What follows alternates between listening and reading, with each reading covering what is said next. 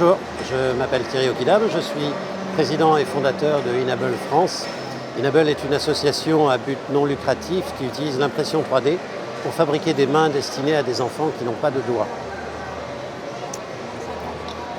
Grâce à l'impression 3D, chaque appareil va être fabriqué précisément sur mesure, très rapidement, et en plus il sera personnalisé aux couleurs choisies par le destinataire.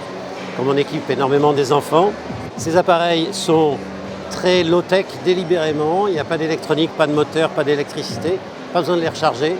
L'enfant glisse sa paume ici, on thermoforme la grille exactement à sa dimension, on met un scratch sur le bras et c'est la flexion mécanique du poignet qui va actionner l'appareil.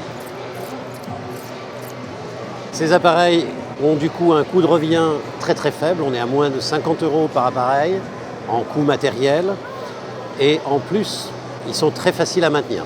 Pour tout ce qui n'est pas pièces imprimées, on utilise des matériaux qu'on trouve très facilement partout, du fil de pêche, quelques vis, des élastiques, voilà, des matériaux qu'on trouve partout.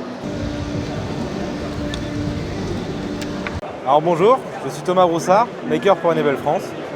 L'impression 3D, ça nous permet de créer des modèles sur mesure, à moindre coût et personnalisés. Pour des enfants atteints de malformations génétiques ou à la suite d'un accident, généralement c'est des enfants qui vont grandir avec un handicap. Donc pour eux, la véritable difficulté, ça ne va pas être le manque d'une main, ça va être plutôt le regard des autres. Ces appareils-là, on peut les personnaliser au maximum pour pouvoir offrir aux enfants la main dont ils rêvent. Ce premier objectif est d'une part mécanique pour permettre à l'enfant de retrouver une certaine fonctionnalité. Donc par exemple tenir un guidon de vélo, attraper une balle ou même attraper une corde de balançoire, chose qu'il ne peut pas faire quand il n'a pas de doigt. Mais le rôle premier de cet appareil, ça va être surtout un rôle psychologique. Dans la mesure où l'enfant ne va plus expliquer qu'il a quelque chose en moins, mais va cette fois-ci expliquer qu'il a quelque chose en plus. Ça va être pour lui une façon de voir les choses assez différente. Il va être, pour les enfants qu'on a équipés, on a déjà eu quelques retours, donc notamment un petit garçon qui s'appelle Alex, qui pour lui passait avant pour l'enfant différent, l'enfant qui était handicapé. Donc c'était une période assez difficile pour lui. Vis-à-vis de l'école, les enfants ne sont pas toujours tendres entre eux, et c'est quand même quelque chose qu'on oublie assez souvent au quotidien. C'est que le handicap, c'est surtout et avant tout une difficulté psychologique. Dans la mesure où l'enfant va gagner en assurance, gagner en confiance, va vraiment faire envier ses camarades. C'est en quelque sorte de percevoir de la tolérance autour de lui et faire changer le regard des autres. C'est transformer le handicap en une force de super-héros, comme j'aime bien l'appeler.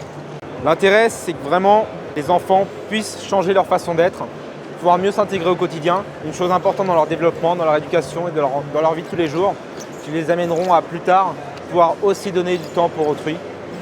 On pense que c'est une partie importante dans la mesure où chaque enfant doit grandir normalement, handicap ou pas.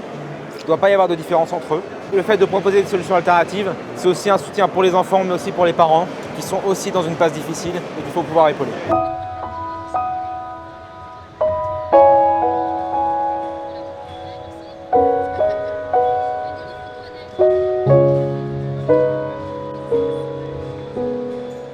Le principe de l'association Inable est basé 100% sur la philanthropie.